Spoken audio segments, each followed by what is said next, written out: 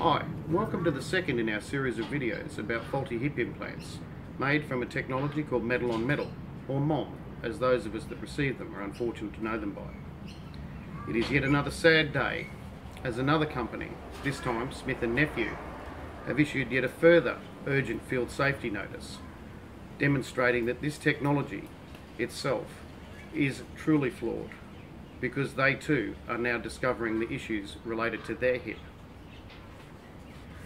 I'd like to read you a small section of our credo, which is Johnson & Johnson's mission statement, the values by which they run their company. It states, "We believe our first responsibility is to the doctors, nurses and patients, to mothers and fathers and all others who use our products and services. In meeting their needs, everything we do must be of high quality." In recent legal action right across the world, Johnson & Johnson Depay Synthes have utilised an area of defence where they have blamed surgical technique as opposed to their faulty implant. This company, which states willingly in their credo that they want to support the doctors and medical professionals that use their products, is readily willing and able to throw surgeons under the bus to divert blame from their own faulty hip implant. My wife and I had a meeting with the two top executives of Johnson & Johnson here in Australia. At that meeting, they explained to us that Johnson & Johnson were providing training for all surgeons that were to use the ASR implant. However, they could not guarantee us that all surgeons that these implants were sold to were receiving that training. When my wife pointed out to them that this was negligent on their behalf because they were willing to sell the implants to surgeons that they had not trained, they did not know what to say. This is obviously a case of profit over patient safety. As a medical professional, I always trained my staff that in the delivery of our care, the ultimate goal was patient safety. This company, which claims in their own credo that patient safety is their priority, have obviously, again, put profits ahead of patient safety. Johnson & Johnson sent me to an orthopaedic surgeon of their choosing for an independent medical assessment.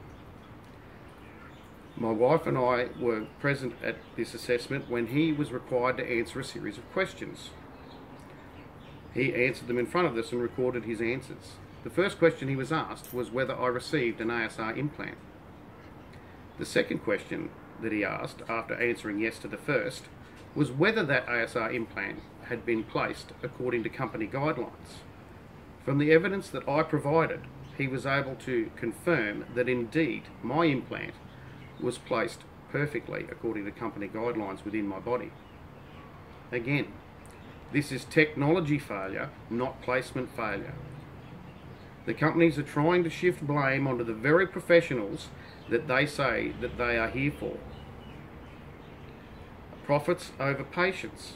Again, money ahead of patient safety. Depay has recently merged with a company called Synthes to become Depay Synthes.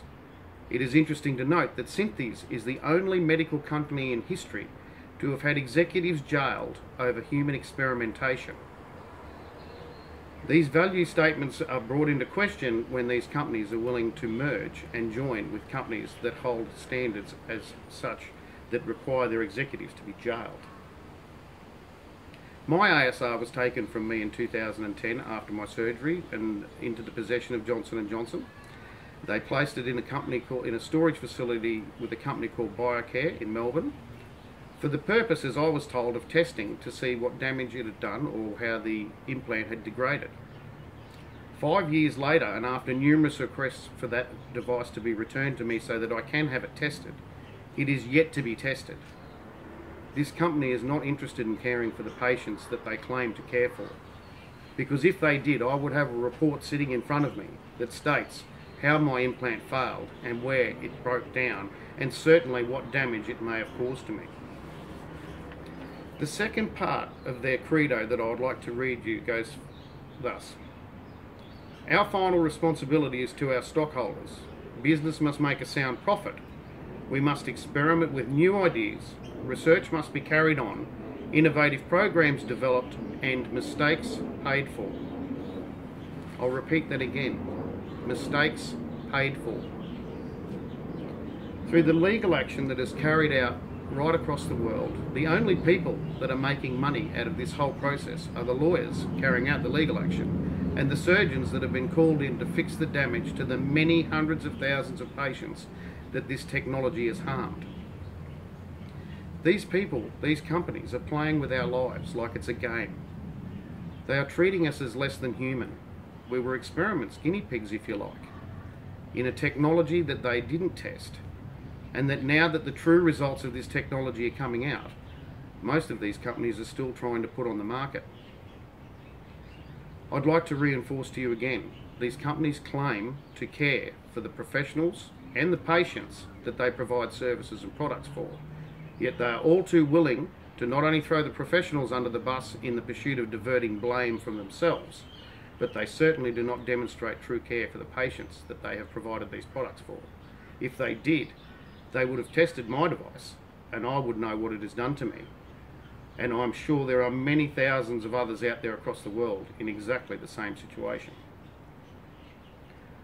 I've been asked by many people how it is that I can sit here and relive these experiences, go through what I have been through and suffered, and my family has suffered. They have seen me at my worst and beyond.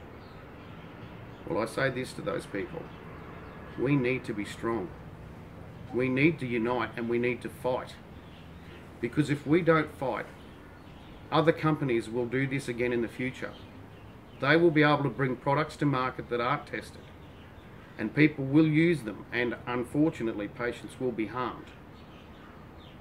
This is why I do this. I thank you for watching our video today.